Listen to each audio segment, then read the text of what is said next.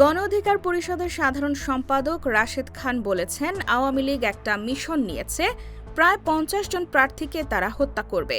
এটা তারা শুরু করেছে।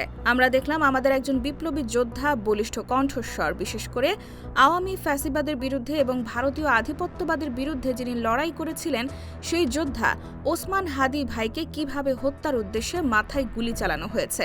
এখনো পর্যন্ত সেই আসামিদের গ্রেফতার করা যায়নি।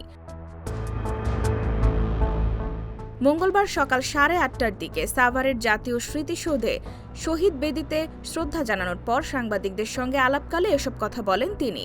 রাশেদ খান বলেন, আমরা দেখলাম স্বরাষ্ট্র উপদেষ্টা বললেন, যদি এই আসামিদের কেউ চিহ্নিত করে দিতে পারে সেক্ষেত্রে ৫০ লাখ টাকা উপহার দেওয়া হবে।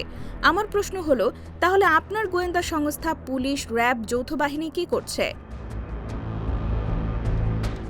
তিনি আরও বলেন, এর আগে দেখেছিলাম অপারেশন ডেভিল হান্ট ঘোষণা করেছিলেন।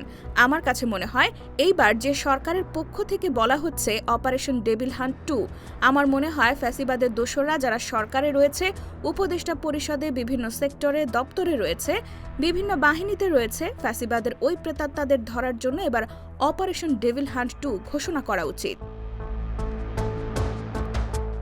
IBTV USA, new York.